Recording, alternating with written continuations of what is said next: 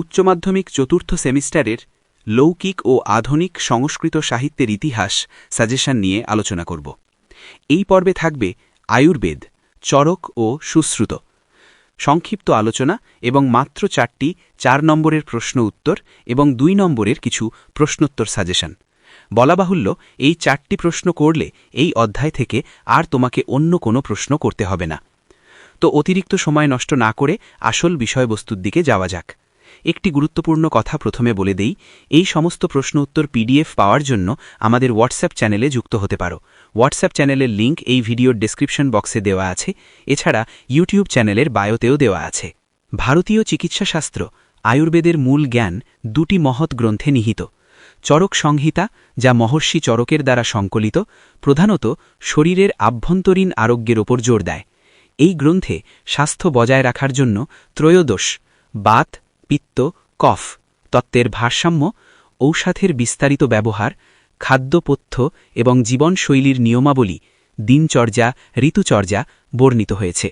এটি 8টি প্রধান বিভাগে বা অষ্টাস্থানে বিভক্ত, যেখানে রোগ নিদান, শারীরতত্ত্ব, চিকিৎসা পদ্ধতি এবং ভেষজ প্রস্তুতি সংক্রান্ত জ্ঞান পুঙ্খানুপুঙ্খভাবে আলোচিত হয়েছে।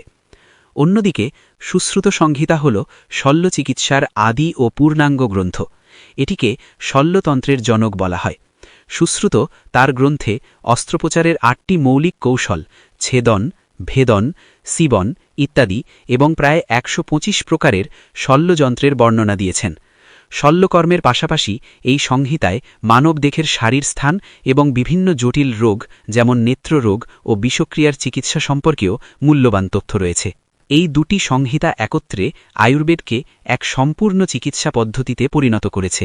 চরক সংহিতা স্বাস্থ্যরক্ষার নীতি এবং ঔষধের ব্যবহার শেখায়, আর সুশ্রুত সেই জ্ঞানকে প্রয়োগ করে কঠিনতম রোগ বা আঘাতের চিকিৎসার পথ দেখায়। 4 নম্বরের প্রশ্ন, আমি আগেও বলেছি, আবারও বলছি, এই যে 4টি 4 নম্বরে প্রশ্ন দেওয়া আছে, এই প্রশ্ন 4টি করলে এই অধ্যায় থেকে আর তোমাকে কোনো চিন্তা করতে হবে না। এই 4টে প্রশ্নের মধ্যেই তোমরা কমন পাবে। প্রথম প্রশ্ন, 1. আয়ুর্বেদ শাস্ত্র চরক সংহিতা সম্পর্কে সংক্ষিপ্ত ধারণা দাও, অথবা চরক সংহিতা বিষয়ে সংক্ষেপে লেখো, অথবা ভারতীয় আয়ুর্বেদ শাস্ত্রের ইতিহাসে চরক সংহিতার অবদান আলোচনা করো, অথবা চরক সংহিতা সম্পর্কে একটি তথ্যমূলক নিবন্ধ রচনা করো। পরের প্রশ্ন, 2. আয়ুর্বেদ শাস্ত্র সুশ্রুত সংহিতা সম্পর্কে সংক্ষিপ্ত ধারণা দাও, অথবা সুশ্রুত সংহিতার বিষয়বস্তু সংক্ষেপে বর্ণনা করো, অথবা প্রাচীন ভারতীয় চিকিৎসাশাস্ত্রে সুশ্রুতের অবদান আলোচনা করো। পরের প্রশ্ন, 3.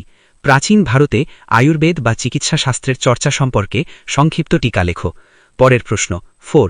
প্রাচীন ভারতে শল্যশাস্ত্রবিদ সুশ্রুত সম্পর্কে আলোচনা করো, অথবা প্রাচীন ভারতীয় শল্য চিকিৎসার ইতিহাসে সুশ্রুতের অবদান লেখো।